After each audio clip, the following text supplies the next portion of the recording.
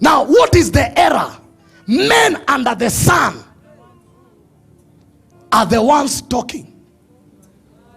And so their speech does not give direction. Someone asked me, what is your take about the church in Statehouse? I said, if a Satanist was sitting there and he says, I'm going to build a temple for my God, the church will be in the streets. Satan will not be worshipped. And then I told the man, it's deeper than what you think. If you are a politician, you ought to have heard well that I'm ready to sacrifice 1.2 billion for an altar. The battle has shifted. It is not votes. It's now in the realm of sacrifice.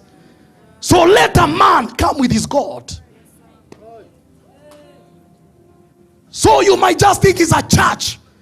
Well, how can I be so confident to announce? Because I know what this altar does for me. So I can sacrifice on it. When let me give you a scripture. Kings, 2 Kings 3:26. Yeah, we have to take our place. None will die. Our children will not be sacrificed for dragnets. Because things as far spiritual.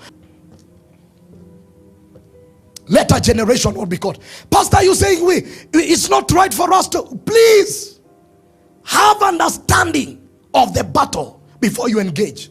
Because a battle has two things: casualties and spoils.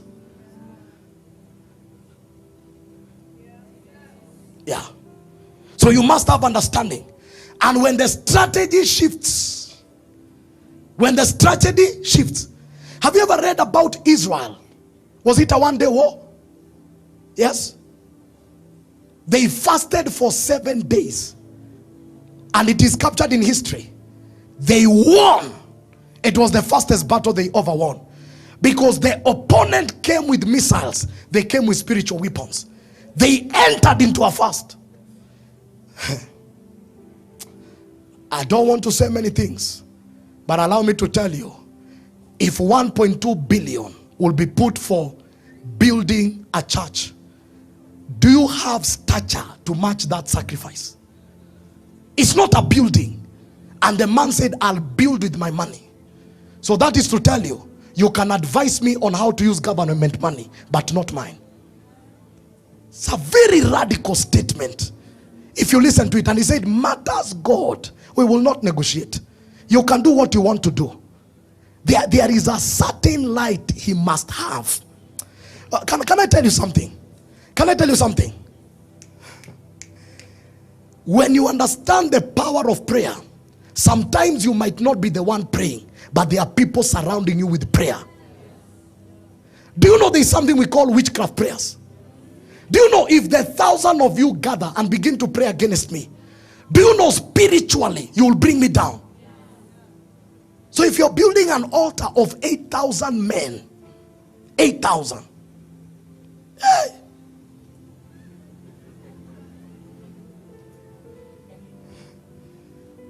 Pastor, what is your take? I have not heard heaven, but I'm standing on the tower to see what God will say. But what I know, Kenya destiny will never sink. How the Lord will come, I don't know. Whether by shaking systems, whether by doing what, but what I know, war will never be our portion. What I know, the country will never sink. What I know, he that sees the future has already fixed the nation. And what I know, a great surprise lies ahead. And at sita sema mingi, but a great surprise lies ahead. Mimi sitashangaa tukifika miaka fulani watu wakibadilisha mawazo. Sitashangaa.